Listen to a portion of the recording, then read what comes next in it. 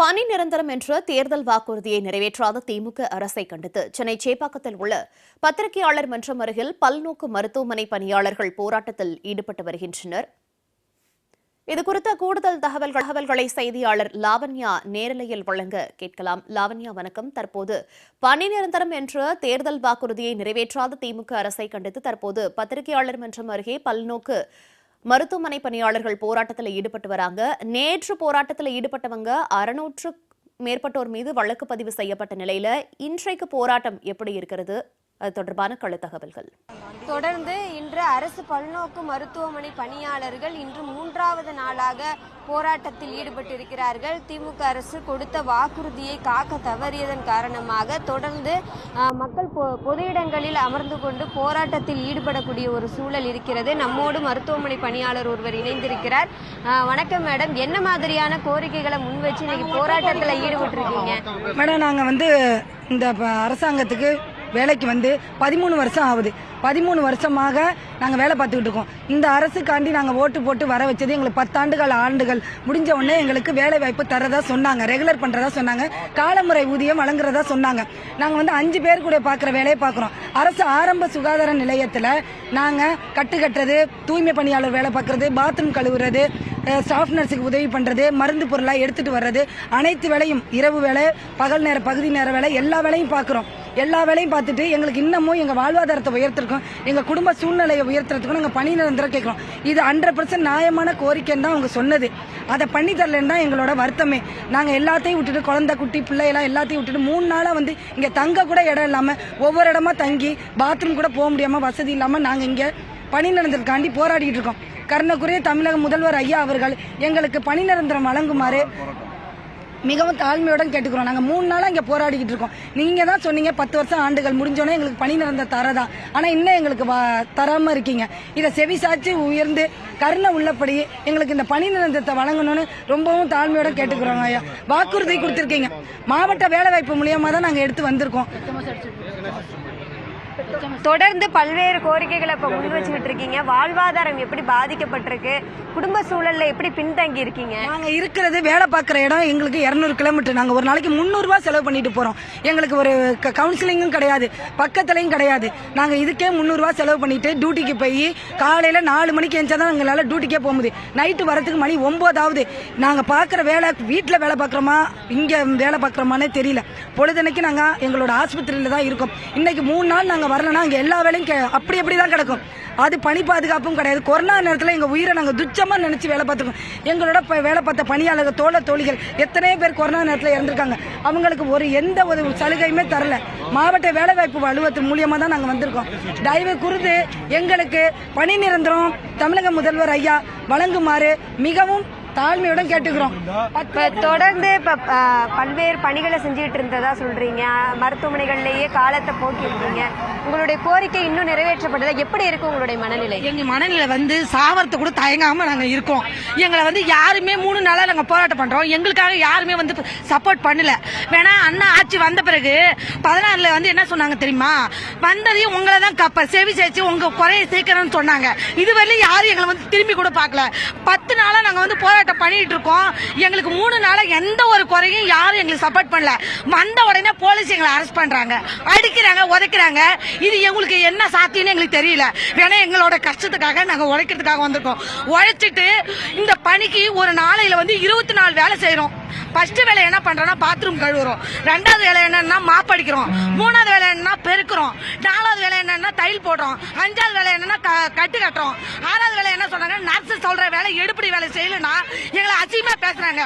Doctor சொல்ற வேலை கேட்கலன்னா நீங்க தூய்மை பணியாளத்துல டெம்பரரியா வேலை பாக்குறீங்க, வெளியே போங்கிறாங்க. நாங்க எங்க போய் சாவறது? சொல்லுங்க, சாவர எடுத்து கூட சொல்லுங்க. நாங்க இங்கே செத்துறோம். எங்களோட நீதி தெரியாத நாங்க வெளியே போக மாட்டோம். என்ன சொன்னாங்க அண்ணா? இப்ப ரொம்ப மன உளைச்சல்ல நீங்க பேசுறது தெரியுது. 3 நாளா போராடுறீங்க. அரசு தரப்புல ஏதாவது பதில் கிடைச்சதா? எங்களுக்கு எந்த பதிலும் கிடைக்கல. கிடைக்கவே இல்ல. எங்களை கூப்பிடுறாங்க, கண் துடைப்புக்கு கூப்பிடுறாங்க, அப்படியே வெளியே அனுப்புறாங்க, நாய் மாதிரி அடிச்சு துரத்துறாங்க. ஒரு காவல்துறை சொல்றாங்க, நீ எதுக்கு இந்த வேலைக்கு வந்தேன்னு கேக்குறாங்க. அவங்களுக்கு ஒரு குடும்பம் இருக்குது தானே, எங்களுக்கு ஒரு குடும்பம் இருக்குதால, அந்த குடும்பத்துக்காக தான் நாங்க வேலைக்கு வந்திருக்கோம். எங்க மனநிலை பாதிக்கப்பட்டு ரொம்ப பாதிக்கப்படுறது. கோயம்பேடு பஸ் ஸ்டாண்ட்ல நான் இன்னைக்கு பிச்சை எடுக்காத நிலைமையில இருக்கேன். இதுக்கெல்லாம் யார் காரணம்? அந்த அரசு தான் காரணம். நான் வந்து வேலை கேட்டனா, சீனிட்டு பிரகாரம் எனக்கு வேலை கொடுன்னு கேட்டனா, வேலை கொடுத்துட்டு அம்மா போயிட்டாங்க. அம்மா ஆச்சும் முடியல. ஐயா வந்தது செஞ்சுங்களா? என்ன செஞ்சாங்க? தாசில்தாருக்கு 1 லட்சம் சம்பளம் போடுறாங்க, டாக்டருக்கு சம்பளம் போடுறாங்க. இந்த நர்ஸும் நாங்களும் தான் தனிமையில நின்று சாவறோம். எங்களை பத்தி யாருமே கவலையப்படல. வந்து என்ன சொன்னாங்கன்னா, ஃபர்ஸ்ட் வேலை என்ன சொல்றாங்கன்னா, துப்புரவு பணியாளர் வந்து நாங்க தூய்மையா வச்சிருக்கீங்க, நீங்க உங்க உள்ளத்தை தூய்மையா ஆக்குறங்கிறாங்க. என்னைக்கு ஆக்குறது? எங்க துணி அழுக்காதான் இருக்குது. நாங்க வந்து தூய்மையா தான் பண்ணிட்டு இருக்கோம். எங்க காலம் என்னைக்கு தான் போவோம்? எங்களோட ஆளுங்க தொண்டருங்கெல்லாம் எத்தனையோ பேர் கொரோனால இறந்துருக்காங்க. எங்க மனசு உடஞ்சிருக்கும் போது நாங்களும் இங்கே சாகுறோம். எங்களுக்கு இந்த ஒரு தீர்வு கிடைக்காத இந்த சென்னை விட்டு நவர மாட்டோம். இந்த தீர்வு கிடைக்கலனா நாங்க 10 நாளாலும் இங்கே உட்காரோம். 10 நாளாலும் கோயம்பேடு பஸ் ஸ்டாண்ட்ல பிச்சை எடுக்கிறோம். பிச்சை எடுக்கிறவங்களுக்கு ஒரு நாள் போகுதான், எங்களுக்கு போகுதான். அவங்க கூட தான் நான் படுத்திருந்தேன். எனக்கு அசிங்கமே இல்லை. ஏன்னா என் பிள்ளை காப்பாற்றணும். அவங்க கூட என் பிள்ளையும் ஒரு டாக்டர் ஆகணும், என் பேத்தியும் ஒரு டாக்டர் ஆகணும்னா நான் அங்க இருந்து தான் ஆகணும். அதனால என்னோட இழப்பை இழந்துட்டு கூட கோயம்பேடு பஸ் ஸ்டாண்ட்ல நான் படுத்திருந்து என்னோட கோரிக்கை, ஒற்றை கோரிக்கை நிரந்தரம் பண்ணாம நான் வெளியே போறதுக்கு தயாரா இல்லை. நான் வந்து 10 வருஷம் ஆகுது. 10 வருஷமா அந்த ஆட்சிக்கு கண்ணு தெரியலையா? நான் ஒரு ஓட்டு போனா ஜெயிப்பியா? ஒரு ஓட்டுல கீழே இருப்பேன். அதனால 300 பேர் இருக்கோம். 300 பேத்துக்கிட்டையும் எங்க ஆட்சியில வந்து நாங்க நல்லபடியா எங்களுக்கு முடிச்சு கொடுக்கணும்னு சொன்னீங்க. எதுவுமே முடிச்சு கொடுக்கல. நாங்க எல்லாருக்கும் ரெகுலர் போஸ்டிங், எங்களை மட்டும் இந்த மாதிரி கூலியாவே போக்குறாரு. நாங்க எத்தனை நாளைக்கு இதே மாதிரி சொல்லுங்க? எனக்கு வீட்டுக்காரர் இல்ல, புள்ள இல்ல, எந்த வருமானத்தை சாப்பிடுறது? இந்த வருமானம் தான் எனக்கு, வேற வருமானமே கிடையாது. ஏன் இப்படி பண்றாரு? மேடம், கொரோனா டைம்ல வந்து எங்களை கூட்டு போனாங்க. என்ன வந்து நான் கொரோனால டியூட்டி பார்த்தேன்ட்டு ஊர் ஜனமே எங்களை ஊரை விட்டு ஒதுக்கி வச்சாங்க. எங்க பிள்ளைங்க ஒரு தண்ணி கொடுக்க மாட்டாங்க. எங்களுக்கு இது பயோ வேஸ்டேஜ், என்னால தூக்க முடியாது. 3 உடம்பு சரியில்லை, எனக்கும் ஃபீவர். ஆனாலும் என்ன தூக்கின்னு போய் 3 அடுக்கு மாடியில இருந்து பயோ வேஸ்டேஜ் நாங்க அவங்க பாத்ரூம் சரி குப்பை எல்லாத்தையும் நான் கையில வாரி போட்டு தூக்க முடியாம நான் தூக்கின்னு வந்தா தெரியுமா? அந்த டைம்ல எங்களுக்கு ஏதாவது ஆயிருந்தா பிள்ளைங்க யார் பார்க்கும்? ஊர்ல யாருமே சேர்க்கல. காலையில சாயங்காலம் வரைக்கும் வேலை செய்யுமே. அப்பதான் சாப்பிடலாம் 3 மணிக்கு பாக்ஸ் ஓபன் பண்ணுமே. அப்ப என்ன தெரியுமா செய்வாங்க? அடிப்பட்ட ஒரு கேஸ் வரும். அவங்க வந்து கூட வர அட்டெண்ட் மாட்டாங்க. அவங்க தொடணும். கூட வர அட்டெண்ட் மாட்டாங்க. நாங்க தான் தொடணும். கூட வர அட்டெண்ட் என்ன விதி? தொடர்ந்து மருத்துவமனை பணியாளர்கள் தொடர்ந்து போராட்டத்தில் ஈடுபட்டு வராங்க. காவல்துறை கைது செய்து வருகிறது. மிகவும் ஒரு மன உளைச்சலில் இருக்கிறார்கள். வாழ்வாதாரத்தில் மிகவும் பிற்படுத்தப்பட்ட ஒரு இடத்தில் இருக்கிறோம், பின்தங்கிய இடத்தில் இருக்கிறோம். காலங்கள் தான் ஓடுகிறதே தவிர எங்களினுடைய வேதனைகள் தீரவில்லை. ஆட்சிக்கு வந்தால் பணி நிரந்தரம் செய்வோம் என தேர்தல் வாக்குறுதி கொடுத்தது திமுக அரசு. ஆனால் கொடுத்த வாக்குறுதியை திமுக அரசு நிறைவேற்றவில்லை என பொதுமக்கள் வருகிறார்கள். குறிப்பாக 3வது நாளாக மருத்துவமனை போராட்டத்தில் ஈடுபடக்கூடிய ஒரு சூழலில் போராட்டம் தொடங்கிய சில மணி நேரங்களிலே காவல்துறை பணியாளர்களை கைது செய்து வருகிறது. இதுவுமே போராட்டத்தில் ஈடுபடுபவர்களுக்கு மிகப்பெரிய ஒரு கோபத்தையும் அதிருப்தியையும் கொடுக்கக்கூடிய ஒரு விஷயமாக இருக்கிறது. திமுக ஆட்சியினுடைய இந்த காலகட்டத்தில் சென்னையினுடைய பல்வேறு இடங்களில் தொடர்ந்து பல்வேறு தரப்பினர் போராட்டத்தில் ஈடுபட்டு வருகிறார்கள். அதிலும் குறிப்பாக மருத்துவமனை பணியாளர்களை பொறுத்தவரை கொரோனா காலத்தில் மிகச்சிறந்த பணியை ஆற்றியவர்களாக இருக்கிறார்கள். மக்கள் இப்பொழுது உயிரோடு இருப்பதற்கு, வளமாக வாழ்வதற்கு இவர்களினுடைய செம்மையான பணியும் ஒரு உறுதுணையாக இருந்திருக்கிறது என்பதனை மறுக்க முடியாது.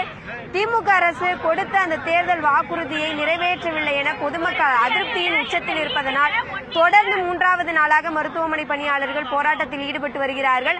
அரசாணை கிடைக்கும் வரை சென்னையை விட்டு அகல மாட்டோம் என மருத்துவமனை பணியாளர்கள் உறுதியாக இருக்கின்றனர். நேற்று வழக்கு பதிவு செய்யப்பட்ட நிலையில் இன்றைக்கு 3வது நாளாக மருத்துவ பணியாளர்கள் தொடர்ந்து போராட்டத்தில் ஈடுபட்டு வருகிறார்கள். இது தொடர்பான கள தகவல்களை நேரலையில் வழங்கியமைக்கு நன்றி லாவண்யா.